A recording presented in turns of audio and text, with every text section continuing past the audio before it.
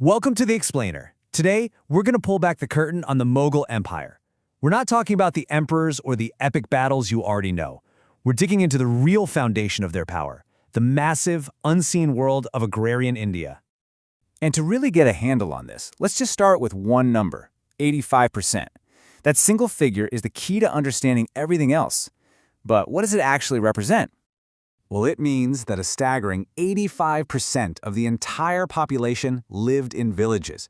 So the empire's true heart wasn't beating in its grand cities like Agra or Delhi. Nope, it was out in the countryside, in thousands and thousands of villages.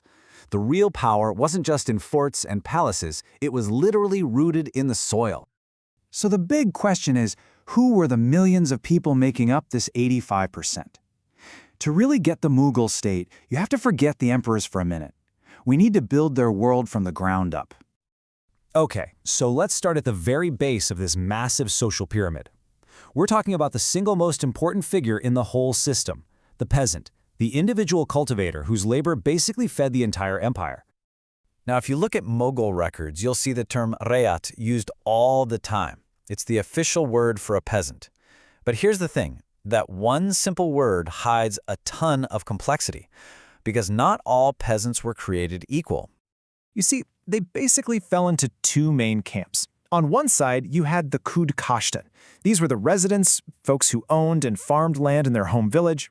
But then you had the Pai Kashta, and these were non-resident farmers. They'd travel to other villages to work land, sometimes because they got a better tax deal, but other times because they were forced to by famine. It shows a society that was way more mobile than you might think. And this mobility went hand in hand with some pretty amazing ingenuity. Even the very first Mughal emperor, Babur, was totally captivated by the technology he saw. He wrote in his memoirs about this incredible wheel people use for watering their fields. I mean, just picture this system. It's so simple but so clever. A bullock just plods along in a circle, turning a geared wheel which then lifts a whole chain of water pitchers up from a well. That constant flow of water could turn dry, useless land into a productive farm. This simple machine was an absolute game changer. And all this productivity meant farming wasn't just about putting food on the table to survive. With two main growing seasons, the Kharif in the fall and the Rabi in the spring, most places were getting at least 2 harvests a year. And what's really crucial is that the state wasn't just interested in staples like wheat. They actively pushed farmers to grow what they called jinzi kamil, or perfect crops. Think high-value cash crops like cotton and sugarcane, the stuff that made real money. All right, so we've got the individual peasant, but no peasant was an island, right? Their entire world was shaped by the powerful collective they belonged to, the village community. And at the very heart of that community was the panchayat.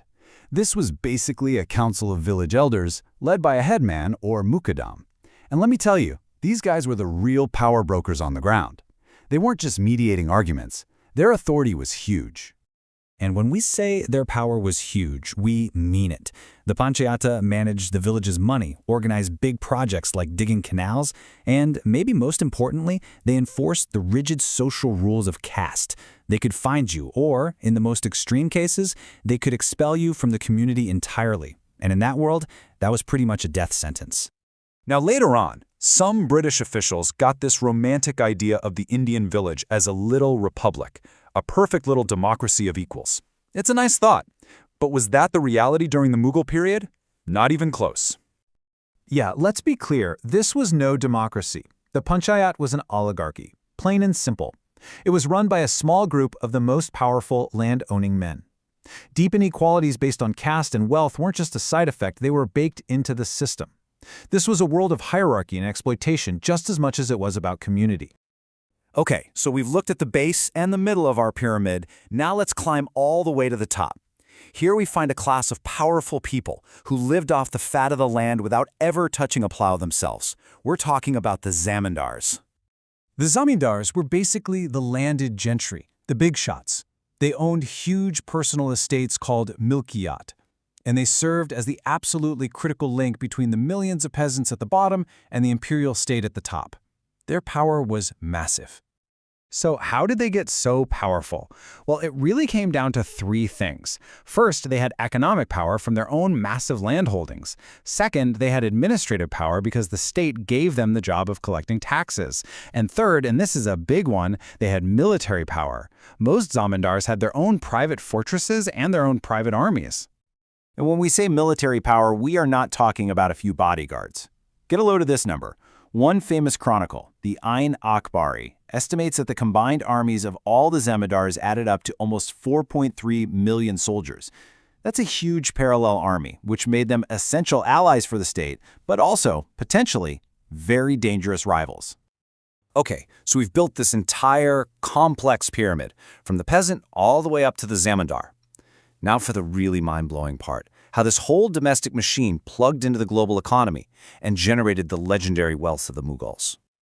Travelers who came to India back then were just stunned. One Italian guy, Giovanni Carreri, wrote that India seemed to be the place where all the gold and silver which circulates throughout the world at last centers here. He basically saw it as a giant sink for the world's cash. So why was that happening? Well, it was a pretty simple deal, really. The whole world wanted Indian stuff. We're talking beautiful textiles, valuable spices, you name it. But India didn't have many silver mines. So what did it demand in payment? Silver. And so you get this incredible flow of silver from the Americas, from Japan, all pouring into India. And this is where it all comes together.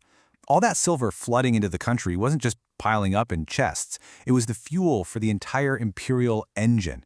It allowed the Mughals to mint a stable, high-purity silver coin, the rupiah.